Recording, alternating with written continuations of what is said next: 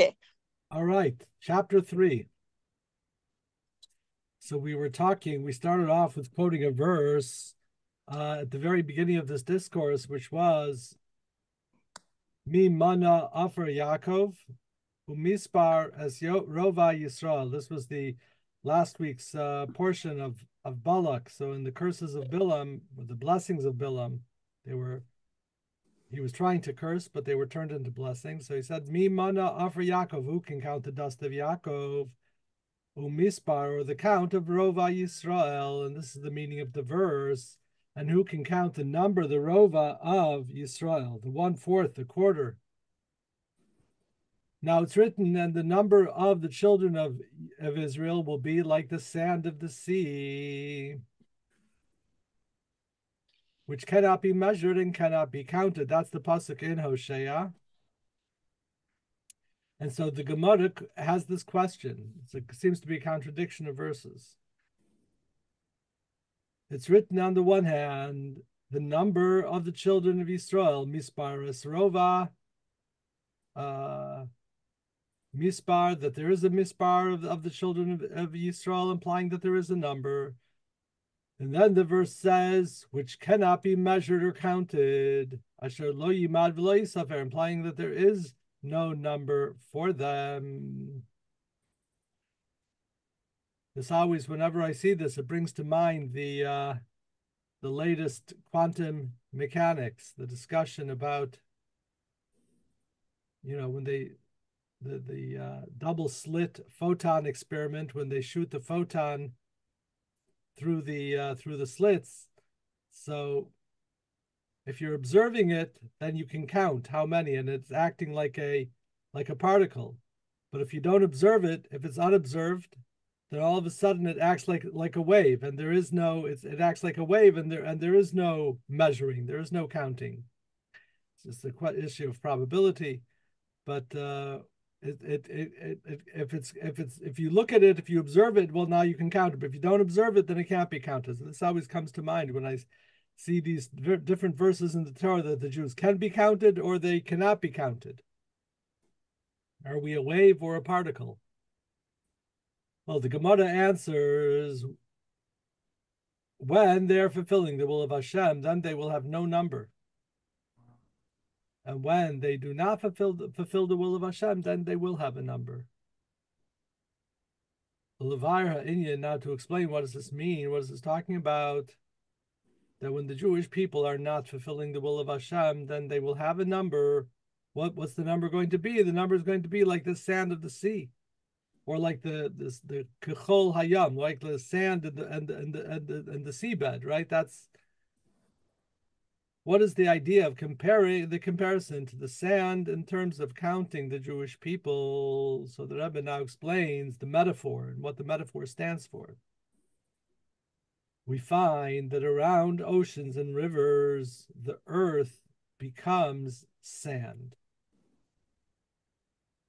It becomes dried out and crumbles into small pieces. This is not the case with the rest of the earth. With the rest of the earth of the land, which are solid clumps. It's gush afar, of earth, which are moist and somewhat stuck together. So we see the difference between sand, which occurs at the sea, which is each one is going to be, each grain of sand is going to be distinct. Whereas by the earth, they all join together. You don't really think about each grain of earth. You don't talk about each grain of earth because the earth becomes clumped together into one mitziut, one entity. This is because the waters of the oceans and river draw out the moisture from the earth surrounding them, which is why the earth remains dried and broken down into tiny pieces of sand.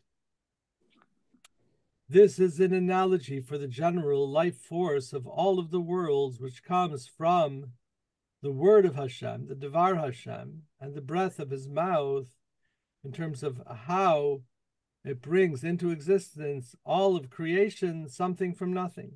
Okay, so we're going to have two different models here of bringing everything into existence from the word of Hashem. As we all know, that with the word of Hashem, everything was created. And as we've discussed many times, the idea of God, the divine energy, manifesting into particular energy, smaller energy forms, which are the letters, and the letters of speech particularly. We know that speech is a certain vibration, and so God's energy comes into particular formulations to vivify and bring into existence all of anything that exists. So it's written in Melachim. So here we're going to take a look at another creation, but something created by King Solomon. And he made a mikveh for the Kohanim. He made a great gathering of water, which was used actually for the, I believe it was used for the washing of the hands and feet of the Kohanim. So he made a great sea. And so in the story in Melachim, it describes there that he made a big basin held up by 12 oxen made out of, whatever, I think bronze or something. So he made him a basin for the Kohanim, the Beis Hamikdash, and he called it the sea, made one of a piece of cast metal, 10 amos in diameter. That's about 15 feet wide. The top part was circular. It was 5 amot high. So that's, about 10 feet or so. And its circumference was 30 amos, about 45 feet around. It stood on top of 12 metal statues of cows, 3 facing the north, 3 facing the west, 3 facing the south, 3 facing the east. And the sea was situated on top of them. So this big basin, basically, it was a huge basin that was, again, we said it had a what was it, a 10-foot, no, 15-foot diameter? 10 amos, about 15 feet in diameter, right? From the outside, what was visible was only the front side of these cows. So this was the Yam Shel Shlomo. So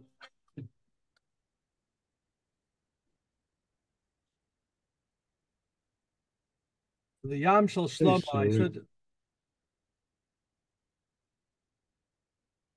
I should look this up because he's saying that it was a mikveh. I don't think it was a mikveh, but I could be wrong.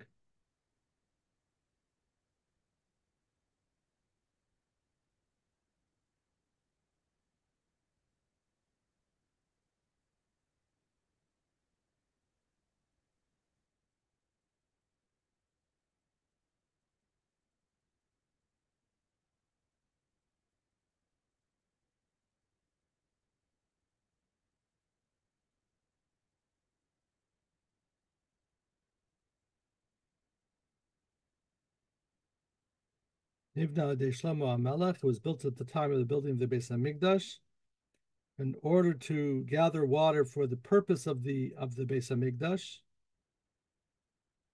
and it was used as a mikveh tara for the Kohanim. Okay, interesting. Okay.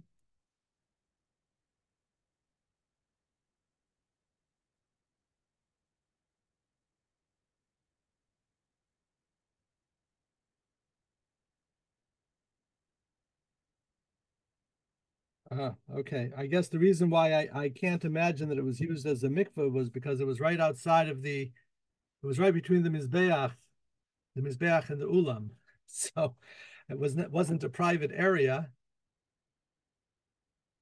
So I don't know how they could have used it as a mikveh, but whatever. I'll have to look more into it. But in any case, it was a water source for the Beit HaMikdash, but it has much mystical connotation.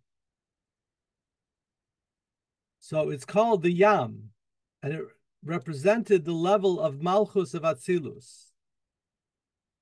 The words of which are the Malchus of Atzilus. So all of these things, we're going to have a lot of different metaphors, different symbolisms, and they're all going to be standing for the same kind of thing. It's going to be talking about Malchus. Now, Malchus is on the one hand the receiver from all levels above. And one of the ways of thinking of Malchus, I mean, using another analogy, just because it's sometimes it's a little bit of a tough idea to understand. You can understand a lot of the other attributes. The attribute of Malchus, if you think of a whole water system, you have the source of the water, you have the flowing of the water, and it's a whole there's a whole technical system of how water flows. But then Malchus would be like the spigot, or the faucet. You go into your kitchen and you turn the faucet. That's the Malchus. So you turn on the water and the water comes out. So where do you get water from? I get water from my sink, from my faucet. Yeah, but that's just the delivery, right? It's delivering through the faucet, but there's a whole amazing system behind it that allows that to happen. That's what Malchus is. Malchus is the delivery system. So in order for it to be a delivery system, it has to have a receiving mechanism to receive from above, and then a distribution mechanism in order to distribute and give out to the lower world, so that we are the recipient. And particularly, this is the idea of the Devar Hashem, the word of Hashem. The word of Hashem is infused with the energy from the levels above. So in the world level of Chesed and Bina and Tiferet and Netzach, you don't have letters necessarily at that level. You have energy forms, but they come down, they manifest into letters, and letters can now receive the energy, and then they can convey that energy. So the words of Hashem's mouth through which Hashem creates everything. So King Shlomo put it on top of 12 metal cows facing in 4 directions, each representing 4 camps of the angels in heaven above, which were the camps of Michael, Gavriel, Raphael, and Uriel. That's Mem, Gimel, Resh, Aleph. If you put it in a different order, it's Gimel, Mem, Resh, Aleph, which is Gemara. It's brought that Rav Ashi, when he concluded his work, he brought it up to heaven, and the angels reviewed it, and they gave the stamp of approval. And that's why we call it, to this day, we call it Gemara for Gavriel, Michael, Raphael, Uriel. But anyway, these are the 4 camps, that 4 heavenly camps in heaven above. So to show how Malchus of Atzilus is exalted above all of the angels. So these angels are the, so to speak, the cows, the camps. If you see, here, we'll show a picture here. Hold on one second.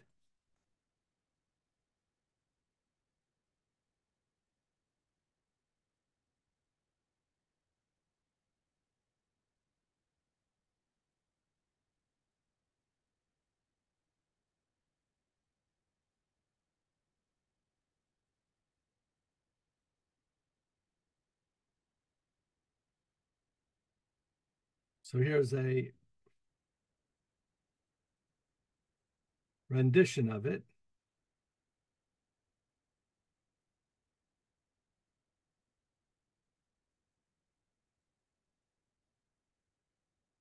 Hard to get. Let's see. Let's get rid of this. Here's some better pictures of it.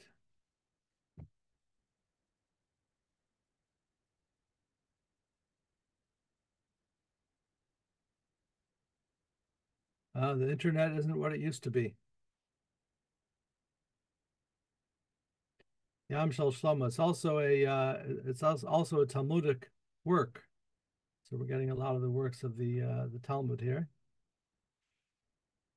It should be relatively easy picture to get. Sorry, I don't know why nothing is coming through here. We'll have to do the Wikipedia page.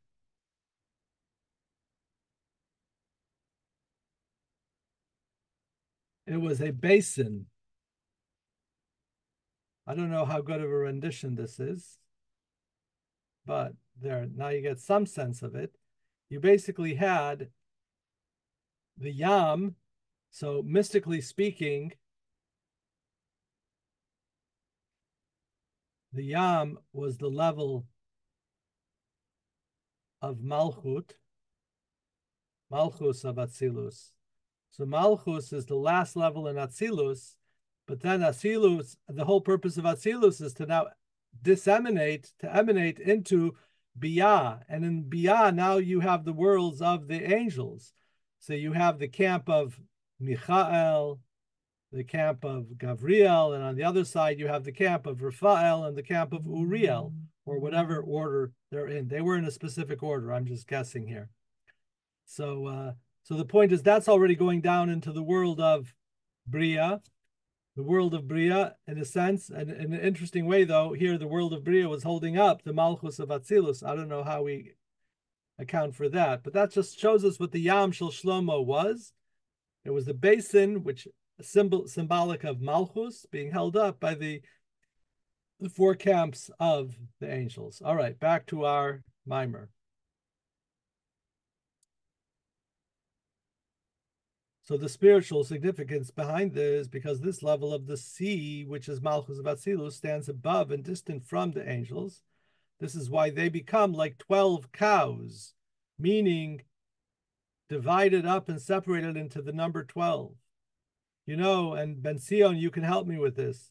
Par, the Hebrew word par, which is a cow, is also the prefix.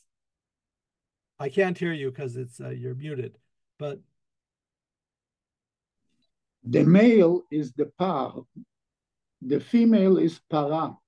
Yes. So the root of the word is peresh, and the idea of a cow generally mystically stands for the idea of the way that things become divided, because you'll find that so many words in Hebrew that have to do with division start with peresh, the same word as par, as the ox, right?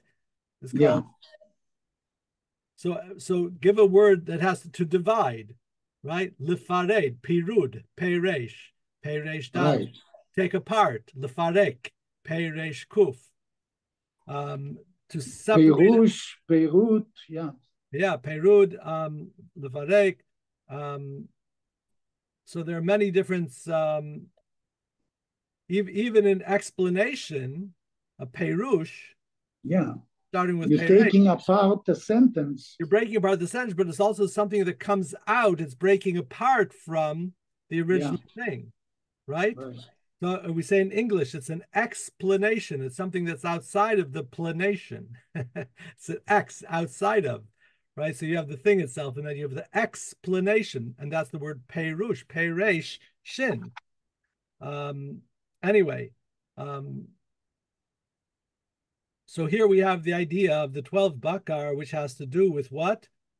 Dividing and separating into the number 12. And so we get from the idea of the achdut and the total unity in the world of Malchut, now coming and splitting up, dividing, individuating into the number 12. So you can have a singular cube. A singular cube has a top and a bottom and 4 sides. That's 6, and that has to do with the 6 levels of the emotions of Malchut, which is but it's one united cube. But the cube also has 12 vectors. So not hidden, but also in the cube, you have the idea of the 12, but the 12 now becomes 12 separate things in the world of Bria. So the world of Bria is now how we go from the unity into the diversity and the division. You had in the Kohen Gadol, he had the 12 names of the 12 tribes on 2 shoulders, where they were much more together. But then as they descended to the chest and the breastplate, now they became individuated into 12 separate stones, right? So that's the idea, that we go from the oneness, the absolute oneness, into the diversity, into the individuation, and that number of individuation is the number of 12. That's where you get the 12 tribes are associated with the world of Bria, the 12 months of the year. So through Malchus of Atzilus, separating itself from the angels, it creates hiding from them intense revelation of Hashem in Atzilus, which unifies everything in his presence. Therefore, they all feel not only separate from Hashem, but also separate from each other until they're divided into 4 categories, into 12 categories, from 4 categories into 12 categories, into many more categories. Okay? So what if the light of Malchut would shine with its full intensity? You would never get an individuation. You would never have a congregation. Everybody would just be one individual. Everybody, you wouldn't have 12 Shvatim. Everybody would just be one. The purpose of creation of the world, of course, is that ultimately we have to have the division, to have the separateness, to have the that we're each individuals, and that we can, and do the work necessary. But the point is, Malchus has to hide its intense energy in order that what can come forth is, shall we say, disunity. This is because the process of creating something from nothing through the aspect of Hashem's Malchus, who is exalted above the days of the world, and your kingship is a kingship of all worlds. These are different verses taken from Tanakh. Because he is elevated and exalted from creation, this is why they become, what comes below is called Am, a nation. The word nation has a meaning of omimot, which is something that's like darkened coals, are called gechalim omamot, which are removed from the fire and extinguished. So too the creation now becomes something that is apparently removed from the fiery revelation of Atzilus, which causes them to now, it allows them to become separate entities. If God would not hide himself, the world would not exist the way that we know it. We would all be totally incorporated in the divine unity. That would be the reality of the world. That's not the world that God wanted. God wanted a world where we would create that divine unity through our work. He wanted a world where we start off, everything is divided, and now we bring the unity into that division. But in any case, in order to effect that division, so there has to be a great concealment of the world of Malchus. This is and why did God desire a separate entity? One of the explanations given in Chassidus is the idea that there's no king without a nation. Okay, that's quite a fundamental idea. If there's no nation, can God be a king? One can argue the point, but Chassidus makes the argument that you can't have a king without people. You can have animals, you can have even children, you can have things that are, your own household. But to be a king, you need something, an entity, your subjects that are, so to speak, that are separate from you. And now they swear their fealty, they connect with you, they say, we're going to be subservient to you.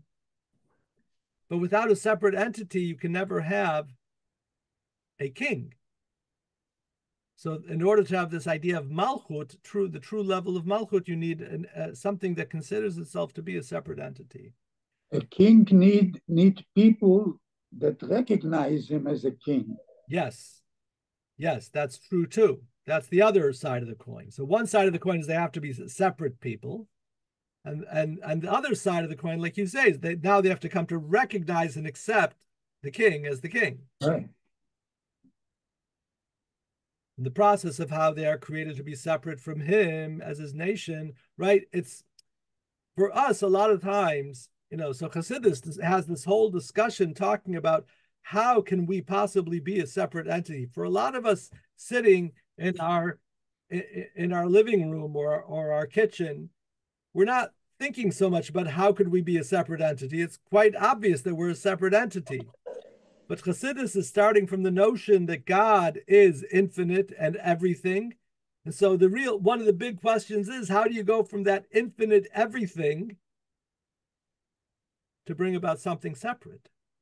This is a big issue. This is a big thing, a big idea that has to be contended with. So the process of how they are created to be separate from him as his nation is from the king making himself exalted, in other words, uplifted. This automatically causes the creation to become lower and separate until they can be a nation. So the king has to have this idea of hisnasus, of upliftedness. The analogy for this is a king who sits on his royal throne, and because he's sitting on his royal throne, his subjects display or because of this display of his lofty status, everyone trembles before him and lowers themselves before him. Now, because the aspect of Hashem's Malchus, kingship, is infinite, and it is from this divine attribute that the limited worlds of Bria, Yetzira, and Asiya were created, therefore, even in those worlds, there is an aspect of infinity. Like it says, is there a number for his legion of angels? So this implies that there is an infinite number of legions of angels, even though each angel is indeed limited, showing how even in the finite spiritual worlds, there's an aspect of infinitude, reflecting their source in the infinite attribute of Hashem's Malchus kingship. However, since they receive life and existence from the process of how Hashem's Malchus kingship elevates itself from them, who is elevated above the days of the world, therefore they descend into separation and division into many different varieties. So God becomes uplifted from them, so to speak, separated from them, exalted, so that they can now become individuated. They can now gain their own, shall we say, sense of independence. It's very interesting. So, you know, if you look at the universe today, I've mentioned this before, you know, you have the discovery of new galaxies.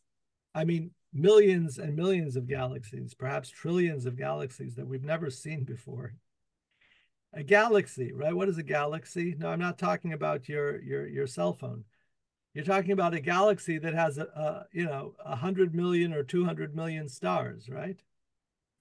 And it's so vast. And there was a very famous physicist of the 20th century, Richard Feynman, what was his name? Richard Feynman. And his question, he was having a discussion, maybe with Elie Wiesel, and he said, how could there be a God if God wanted a human being and wanted a world? The stage for that is way too big, right? It's like if you want to create a space to put a nice picture, right? Let's say the picture is a nice, beautiful family picture. It's beautiful portrait. It's 20 by 24, and you go and you make a space that's 500 feet by 500 feet, right? That would be an improper amount of space to put the portrait. You need a space that's going to encompass it, right? But not too much, not too big. So his argument was, if God wanted to, if God has a purpose of creation of world and all of this, and to have a human being and to have this whole thing happening on planet Earth, why do you need this whole vast universe? And today, the universe we're discovering is even more vast than we ever thought. So number one, right, go figure out what God created and why he created it. So it's a little arrogant, but that's all right. But here's the thing. The thing is that he was assuming that God was coming from a finite position and then had to create something outside of that, another finite entity out of his finite position, and he should have just created something smaller. If you need to go get the groceries from the stores, you need a wagon. You don't need a semi truck. You got to create what you're going to use, the thing that's the right size for what you need to do. But what he didn't understand is that God is coming from infinite into finite. The difficulty, so to speak, there was no difficulty, but the challenge that God had was not how to create what he created, but how to stop it from being infinite. You understand the problem? It's not a problem we have in our world, right? The problem wasn't how am I going to create this? The problem is how does this become this and not everything? And so God's big challenge, so to speak, I'm using the word challenge just, for effect, was not how to create this, but how to create this that didn't become infinite, because God himself is infinite, and thus anything else is going to become infinite. And so what he's talking about over here, and what Chassidus endeavors to answer, is that God creates an exaltedness where he lifts himself up so that the things below him, and this doesn't totally answer the question that we're asking here, but the point is that this now creates the possibility for a separate entity. But even the separate entity, for instance, the angels are still going to be innumerable, but the angel is going to be a finite construct. We need to understand, however, how is it possible for them to receive their life, very life, from Hashem's attribute of Malchus, which is exalted and removed from them. So now, if the only way to bring them about is to remove himself from them, so then now, and he is their source of life. So how do they receive their source of life if he is lifting himself up above them? And so the Rebbe explains that you have both elements going on over here in tandem. So in truth, regarding this question, it's written in Tehillim, it says, like the sun and its protective covering are Hashem's name of Havaya and Elokim, meaning that Hashem's name, Elokim, which conceals his revelation from his name, Havaya, is also a divine attribute, showing how Hashem can do anything, even conceal and hide his infinite light. And this brings out his true might. Okay, well, reading it in the Hebrew, I can understand it a little bit better. Okay. So you have the sun and the, shall we say, the sheath of the sun. We understand what the sun and the protective sheath of the sun is, so that the rays of the sun don't destroy, but rather they nurture and cause growth in this world. So it needs that protective sheath. Some people want to say it's the ozone layer in this world, but both of those are an analogy to two aspects of God. There's the infinite creative aspect of God, which is the Shem Havaya, the four-letter name of God. And that name of God could never,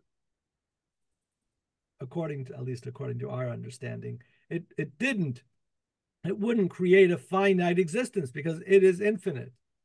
Imagine it's infinite, and anything that it touches or creates or brings about is going to be an emanation from it, is also going to be infinite. So there's another aspect of God, which is the name Elokim, which is the, so to speak, the concealment of God.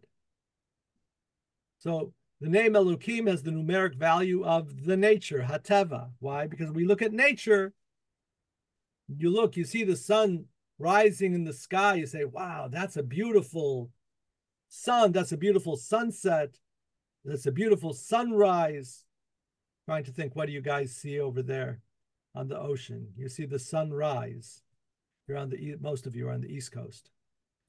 Well, maybe not now. You're on the sunrise, Chicago, you don't see anything. So, too much smog. So you see the beautiful sun. Do you think for a moment, wow, look at the glory of Hashem manifesting. Look at his powers manifesting through the sun. Now, some people do that. I know I myself, I don't. I saw the full moon a couple nights ago. I said, wow, that's beautiful, without saying, wow, that's amazing, Hashem. We're not thinking about Hashem. We look at it and we think, Hateva, nature, right? Nature is God's way of being incognito. Incognito means not recognized.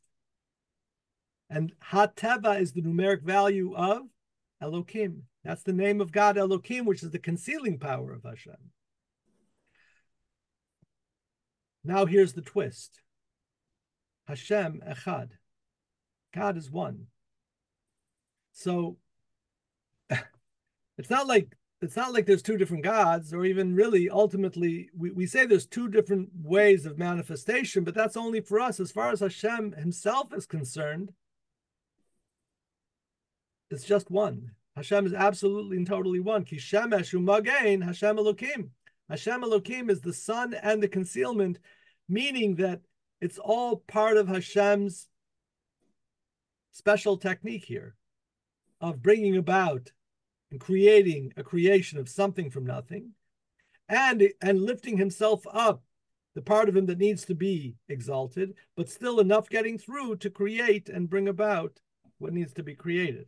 It's not really, shall we say, a very satisfying answer. It's ultimately we're saying God can do what he needs, what he wants to do. He can do it all. But the point is also the Alter Rebbe makes a very astounding observation in Tanya, which he's quoting over here.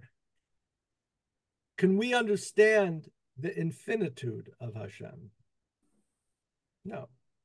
We can't understand how Hashem is infinite. And so the Alter Rebbe says in exactly the same way, and in a sense maybe even more so, we can't understand how Hashem conceals himself. We can't understand this concealing power of Hashem. It's beyond our understanding, just like the infinite of Hashem and creating something from nothing is beyond our understanding. The way that Hashem conceals himself is also beyond our understanding. So the bottom line is, how does Hashem give a life force even though he's concealing? That's Hashem, okay? That's what he does. But the point over here is that we can't expect to understand this aspect of Hashem. So let's read what Rabbi Katz explains here. The fact that divine life force from Malchus is directly involved with creating and giving life to everything, and at the same time is totally hidden from the creation, is part of the miracle of creation, or the beyondness of creation, which is beyond human understanding. This wonder brings out the true might of Hashem. At the same time, he is creating and enlivening us in the closest possible proximity, is simultaneously completely hiding himself from us, so we shouldn't even know it directly that he is even creating us. In a certain sense, you're looking at a projection on a monitor, right? As am I. We're all looking at projections of monitors. What's energizing all of this possibility? It's codes built on codes, built on codes, built on codes that ultimately go to the binary code, which is running through and we don't see any of it. We don't sense any of it. That's the success of user-friendly items. We don't sense anything of how it's working. We just see this amazing screen. I push this button, I push that button, and different things happen miraculously. So in a sense, I mean, the computer screen also is, it has this vitality, and we don't know how all of that happens. And how is it concealing itself, but yet giving full function to everything that we're doing on the screen anyway. So this answers the question of how can we receive life from Malchus that is exalted from us rather, since Hashem is capable of giving life directly and at the same time making himself totally exalted, something impossible for a created thing to do, right? Okay, so we can give an answer again. It's not a very satisfactory answer, but we're not going to get a better answer. But generally speaking, the exaltedness of Hashem's Malchus is connected to withdrawal and removal of revelation, so that too much life force should not descend to creation. And this is similar to how the water, now we're getting back to the sea and to the waters, and we're going to get into from the waters of the sea, then we're going to get to the sand next time. This is similar to how the water of the seas and rivers draw out the moisture from the earth into themselves, causing the ground surrounding them to turn into sand, which is made up of separate pieces of sand, grains of sand, right, compared to the clump moist earth. All right, all of this is quite a metaphor, but let's just go a little bit further here. Now, this number of legions of angels isn't really a limited number. Like it's written, is there a number for his legions, referring to the angelic force? Rather, it is, and what it says there is that there's, the legions have a certain amount, a number, but there's an infinite amount of troops or whatever, or legions, so it ends up being infinite. So rather, it is in the category of having a number because it is divided into countable parts. Therefore, theoretically, a number could be applied to them, but in actuality, there is no defined number since there are too many to count. Okay, that's going to be like the grains of sand in the seabed. Is there a finite amount of grains of sand in the seabed? Yes, but there are too many to count. This is similar to the sea, right? That cannot be counted, but it is in the category of something that could be counted since it is divided into individual pieces. Each piece of sand could be counted separately. It would just take a long time, right? So it comes out from this that when it comes to counting, there are three different categories that we're speaking about here. Number one, something that's indivisible, like the solid earth that is not divided up, cannot be counted since it's all one piece. So something is echad, it's one because it's one entity, divided entities that have come to become one. Something separate and limited, like the number of angels of a legion is 1 million. Each angel is separate and therefore only 1 million in the legion. And three, something separated but not limited or too many to count, like the number of legions of angels, which is an infinite number, or on a lesser scale, the number of pieces of sand, which aren't truly infinite, but they're too many to be counted. This is called in the category of having a number, since it could theoretically be counted.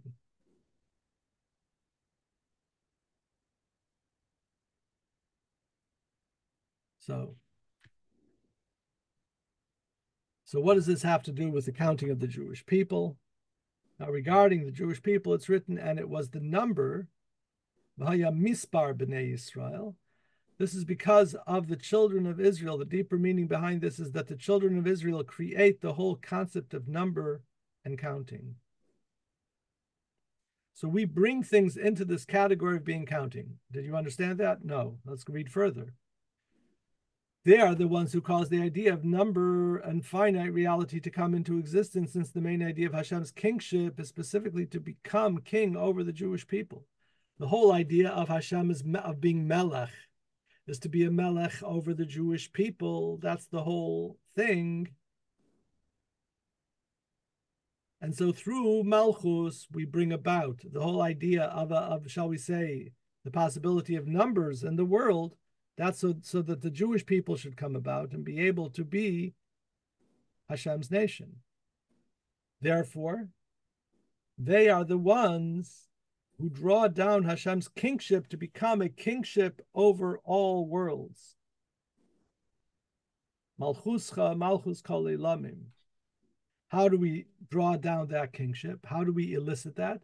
This is accomplished through the action of the mitzvahs, which are called the mitzvahs of the king, the commands of the king, right? Therefore, we perform any mitzvah, we say, blessed are you Hashem, our God, king of the world. Every bracha that we say has to have malchus. It has to have God as the king of the world, which draws down Hashem's infinite light into the level of king of the world, as we explained above. since through the mitzvahs we are literally drawing down Hashem's infinite light. Therefore, the mitzvahs are only in the category of having a number, but they are not actually limited to a number. Meaning, like the sand of the earth, which is something that has a number, but it's too much to count. Since they are connected. Oh, is that what he means here? Oh,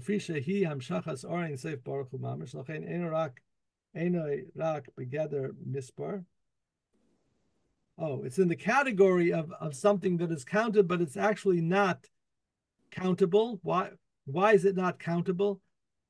Because it's connected to the infinite. And this is the meaning of the Gemara quoted above, that they, the Jewish people, cannot be measured or counted when they fulfill the will of Hashem, since they draw down Hashem's will into the action of the mitzvahs, and this will is Hashem's infinite light. So we're drawing the infinite light into the world. So what happens when you draw the infinite into the finite world? Well, now it's uncountable. Now it's no longer in the category of being counted. Through the mitzvahs, they bring this connection to Hashem's infinite light into themselves, making themselves also be only in the category of having a number, but in reality being infinite. Since they are connected to the infinity of Hashem. And particularly, we accomplish this through doing mitzvahs with joy, the joy of performing mitzvahs from the innermost aspect of the heart. Like it's written, the precept of Hashem's are upright, causing the heart to rejoice. And we see the importance. So why is that? In other words, if we realize that through a mitzvah we are connecting with the divine infinity, we'd have to be happy. And that is how a mitzvah is meant to be done, because when we do it with happiness, we're bringing out the truth of what the mitzvah is. Right? I had somebody, $1 million check, and he's like, he's all upset. Clearly, he doesn't know what's in the envelope, right? He's not expressing himself in a way that conforms with the reality of the situation. When we're doing a mitzvah, it behooves us to do the mitzvah with simcha, with happiness. And what happens if we don't do the mitzvah with happiness? Well, the Torah in Devarim says, it's written regarding the punishment of exile for lack of service of Hashem. It doesn't say because you didn't do the commandments, but rather because you did not serve Hashem your God with joy and gladness of heart from an abundance of all good when you had the chance. This is why you're going to end up serving your enemies. Why? In exile, because when you had the chance, you didn't serve Hashem with great joy, with great happiness. All right, we'll continue with this, God willing, next time. But this is all about, something being numerable, being connected to the infinite is, I think, ultimately what the point of this is.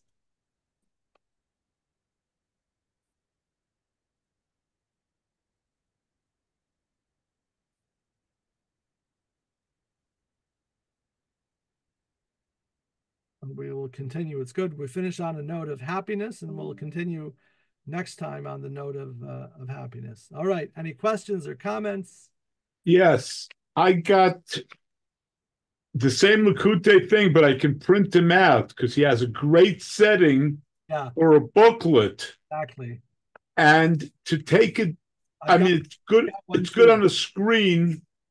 I know, of course, you have it, but I'm just telling everybody else. You can sit down with it and read it again. It's nice learning it with you, and I appreciate it.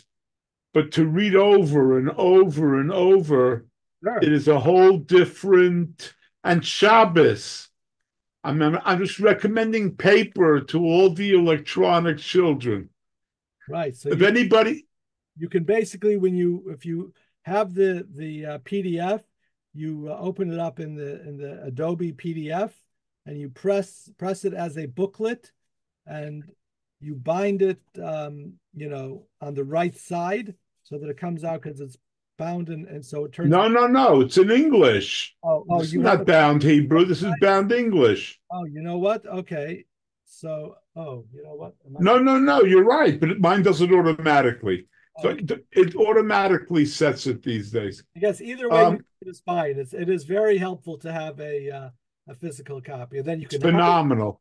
You can highlight. If anybody goes to the chat room now, I'm going to drop a little case from the Second Circuit Court of Appeals, and I will wish you all a good fast. Do you see it? Did you get it? We all got it. I sued the chief of the New York City Police Department for false arrest. But this is my introduction. This is how the Beir Olam introduced me to the law. Sei gesund. Right. Be very well. It also prints like a booklet. Okay. Thank you, Rabbi. You're very welcome. Thank you, Rabbi. Thank you, Rebbe. Thank Good you, to Rabbi. see everybody. Have an easy fast. I'm Kol still working Tuv. on it. Yeah, we all are. Kol Tuv.